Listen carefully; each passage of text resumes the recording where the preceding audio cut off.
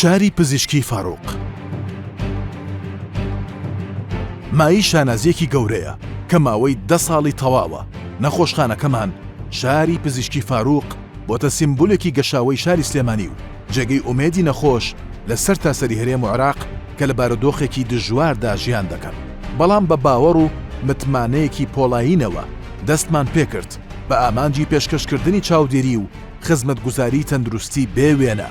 بەڵێ 10 ساڵ لەمەوبەر ئەو خەونە محاڵ ئاسایەمان کردە حەقیقەت بە دەستەبەرکردنی ژینگەیەکی لە بار و گونجاو کە تیایدا پزیشکی پسپۆڕ و کارمەندی ڕاهێنرا و بە کەرەسەی پزیشکی نوێ و پێداویستی دەرمانی چۆنایەتی بەرزەوە خزمەتگوزاری تەندروستی پێشکەش بە نەخۆش بکەن و جگە لە چارەسەر ڕێز و بەهایان پێ ببەخشن.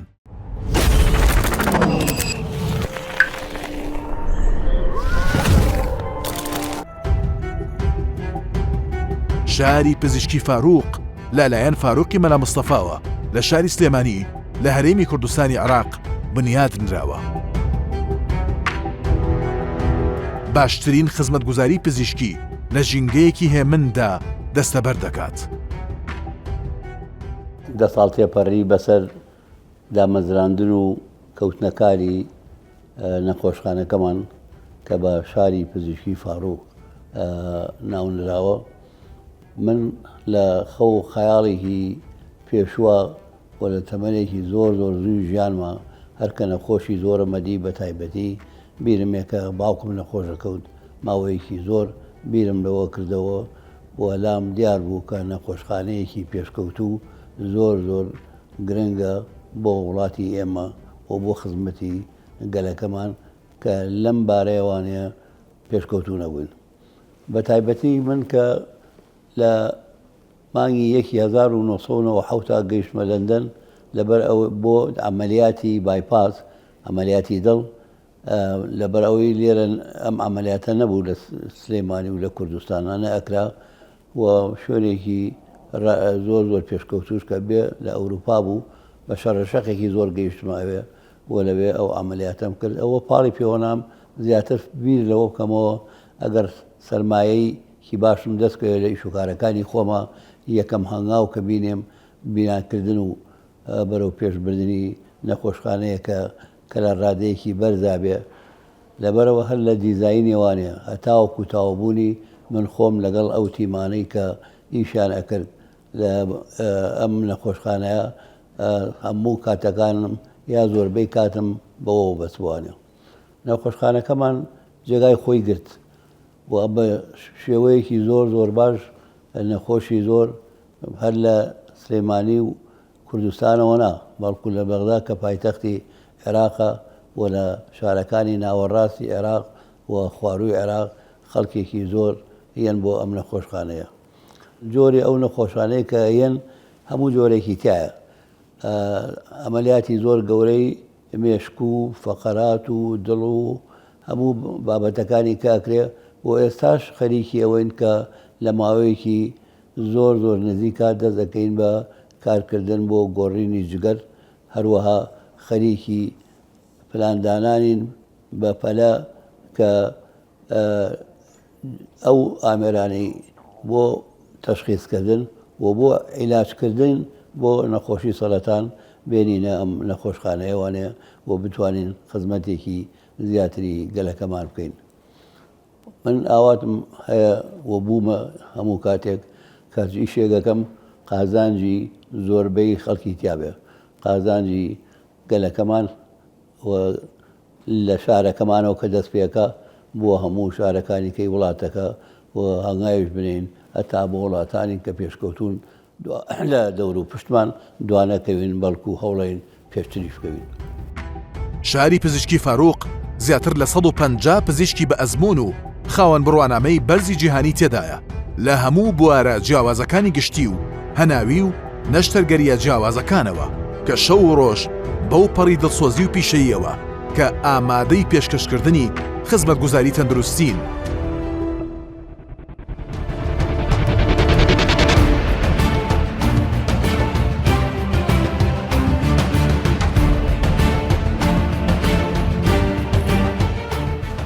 پسپۆری شەکرە و غدەی سەمما کوێرە گلانەکان و ئەنجامدانی وەرکشۆپی ساڵانە بۆ بڵاوکردنەوەی هۆشیاری سەبارەت بە نەخۆشیەکانی شەکرە و ڕێخستنی چەندین کۆنفرانس و کۆربەندی پزیشکی و زانستی و پێشکەشکردنی چەندین خولی پڕ لە زانیاری پزیشکی بۆ چین و توێژە جیاوازەکانی کۆمەلگا. پسپۆڕی نەشتەرگەری ئێسک و شکاوی و دەمار و تیمی پسپۆڕی بێهۆشکاری و هەبوونی تیمی تایبەت بۆ چارەسەرکردنی نەخۆش کە دووچاری ڕووداوی جیاواز دەبن. هەبوونی پسپۆڕی قورگ و لوت و گوێ کە ئامادەن بۆ چارەسەرکردن و ئەنجامدانی چەندین نەشتەرگەری ورد. هەروەها هەبوونی پێداویستی ئامێری تایبەت و مۆدێرن بۆ دەستنیشانکردن و چارەسەرکردنی جۆرە جیاوازەکانی نەخۆشی شێرپەنجە. پسپۆڕی نەشتەرگەری مەمک و ئەنجامدانی وەرکشۆپی ساڵانە بۆ بڵاوکردنەوەی هۆشیاری سەبارەت بە چۆنیەتی خۆپاراستن لە شێرپەنجەی مەمک. هەروەها پسپۆڕی کۆئەندامی جگەر و هەناوبینی و لە کاتی ئێستادا لە ئامادەکاری داین بۆ ئەنجامدانی چاندنی جگەر. شاری پزیشکی فاروق تاکە نەخۆشخانەی تایبەتە لە شاری سلێمانی کە توانای چاندنی گورچیلەی هەیە کە سەدەها نەخۆش بە سەرکەوتویی نەشتەرگەری چاندنی گورچیلەیان بۆ کراوە. پسپۆڕی فریاکەوتنی خێرا بە دابینکردنی هەموو پێداویستەکان و تیمی تایبەت. پسپۆڕی نەشتەرگەری کۆئەندامی گورچیلەکان و میزەڕۆ و نەزۆکی. پسپۆڕی تایبەت بە نەخۆشیەکانی چاو و نەشتەرگەریەکانی چاو و پسپۆڕی نەخۆشیەکانی مێشک و دەمار. هەبوونی پەرستیاری تایبەتمەند و ڕاهێنراو لە هەموو بەشە جیاوازەکاندا کە پێشەنگن لە پێشکەشکردنی خزمەتگوزاریە پزیشکەکانماندا. ناوەندی ڕاهێنانی شاری پزیشکی فاروق یەکەمین ناوەندە لە عێراق و کوردستاندا کە مۆڵەتی لەلایەن ڕێکخراوی دڵی ئەمریکی پێبەخشراوە بۆ پێشکەشکردنی خولی پشتگیری پێشکەوتوو بۆ دڵ و ژیان و فریاگوزاریە بنچینەیەکانی ژیان. شاری پزیشکی فاروق کۆکەرەوەی چەندین پزیشک و پەرستیارە لە ڕەگەز و نەتەوەی جیاوازی جیهان کە بۆ خۆشەویستیەوە بۆ یەک ئامانج کار دەکەن.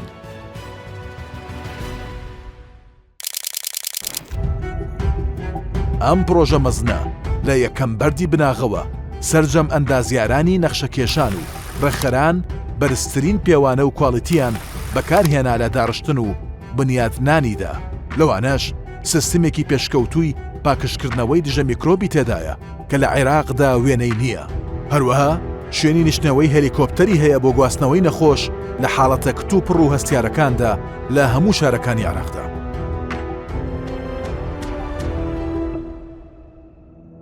لە هەمان کاتدا ناو بیناکە بە شێوازێک نەخشەکراوە کە نەخۆش و هاوڵەکانیان بە ئاسانی بتوانن بگەنە بەشە جیاجیەکان. شاری پزیشکی فاروق زیاد لە 210 ژووری نەخۆشی تێدایە. لەوانە 120 ژووری تاک و 21 ژووری تایبەت سویت ئامادەکرا و داڕێژراو بە کەرەستەی پزیشکی هاوچەرخ و هاو ئاستی پێشکەوتوترین نەخۆشخانەکانی جیهان. هەروەها 3 سویتی سەرۆکایەتی تێدایە و گشت کەرەستەیەکی پێویستیش بۆ کەسانی خاوەن پێداویستی تایبەت دابین کراوە. ئەمەش ژینگەیەکی تەواو گونجاو و یارمەتیدار دەرەخسێنێت کە شاری پزیشکی فاروق تایدا بێ هاوتایە.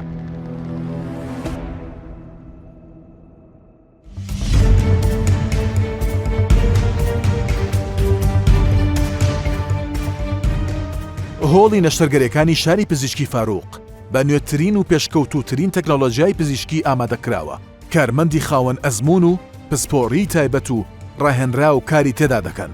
لێرە لە شاری پزیشکی فاروق یەکێکی تر لە شانازیەکانمان دابینکردنی ئاستێکی بەرزی چاودێری وردە. بۆ ئەمە بەستە قەرەوەڵەی تایبەت بە چاودێری وردی نەخۆشی نەشتەرگەری دڵی کراوە و چاودێری وردی گشتی لەگەڵ شوێنی تایبەت بۆ چاودێری وردی منداڵی نەبەکام و نەشتەرگەری دڵی کراوە بۆ منداڵی نەبەکام ئامادە کردووە.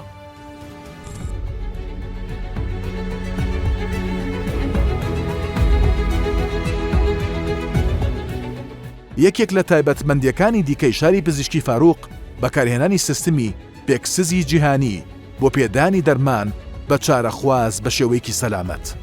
جگە لە خزمەتگوزاریە پزیشکیەکان لێرە لە شاری پزیشکی فاروق بەو پەڕی پیشەییەوە مامەڵە لەگەڵ تایبەتمەندیەکانی نەخۆشدا دەکەین و نهێنی و زانیاریەکانیان دەپارێزین. لەمەشدا شاری پزیشکی فاروق سەرمەشق و پێشەنگە. ئەم شارە پزیشکیە لەسەر ڕووبەری 7,000 مەتر دووجا بنیادنراوە. مەبەست لەم فراوانیە ئەوەیە نەخۆش بتوانێت لە پانتاییەکی کراوەدا و بە ئاسوودەیەکی زیاترەوە هەڵسوکەوت بکات. پزیشک و کارمەندانیش بتوانن بە پێی پێوەرە پیشەیەکان خزمەتیان بکەن. ئەمڕۆ لە کاتێکدا یادی 10 ساڵەی شاری پزیشکی فاروق دەکەینەوە، بە شانازیەوە ڕای دەگەێنین کە پێشەنگین و لە ئاست چاوەڕوانیەکانی هاوڵاتیان داین. لە ناو هۆڵە هەرە هاوچەرخە نەشتەرگەریەکانی شاری پزیشکی فاروقدا پزیشکانی نەشتەرگەری بە ئەزمون و لێهاتوو بە تەکنۆلۆژیای پێشکەوتووەوە نەشتەرگەریە سەخت و دەگمەنەکان بە سەرکەوتوویەوە بۆ نەخۆشەکانیان ئەنجام دەدەن.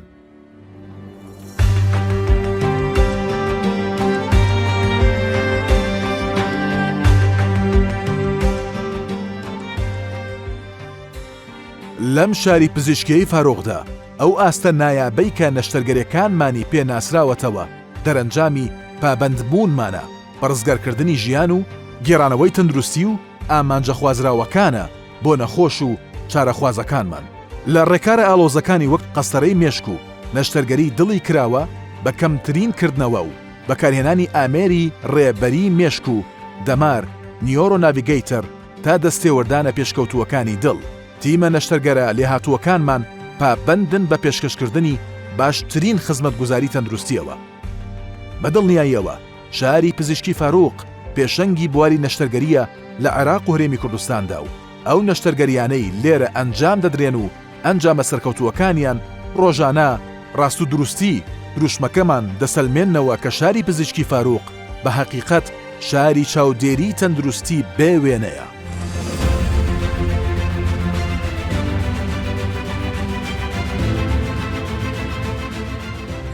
بەشی قەستەرە لە شاری پزیشکی فاروق پێشەنگی بەشی نەخۆشیەکانی دڵ و بۆرەکانی خوێنە. تیایدا پزیشکانی پسپۆر و کارمەندانی ڕاهێنرا و بە نوێترین تەکنۆلۆژیا و باشترین پێداویستی و دەرمان نەخۆشیەکان دەستنیشان دەکەن و بژاردەکانی چارەسەر دەخەنە بەردەم نەخۆش. لەم بەشەیدا شاری پزیشکی فاروق خزمەتگوزاری تەندروستی بێوێنە دابین دەکات. لە شاری پزیشکی فاروق هەمیشە سەرنجمان لەسەر باشی و ئاسوودەیی چارەخوازەکانمانە.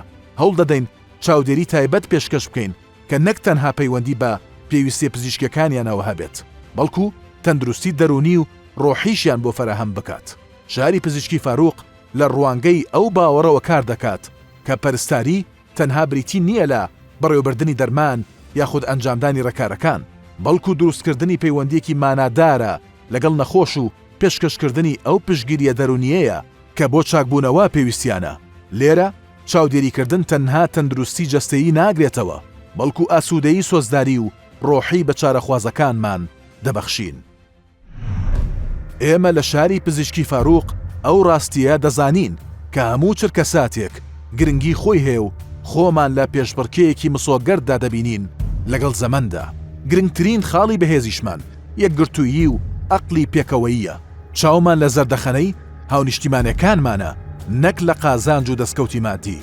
هەر ئەو هەستە جوان و مرۆڤ دۆستیەیە کە گوڕوتینی بەردەوامیمان پێدەبەخشێت.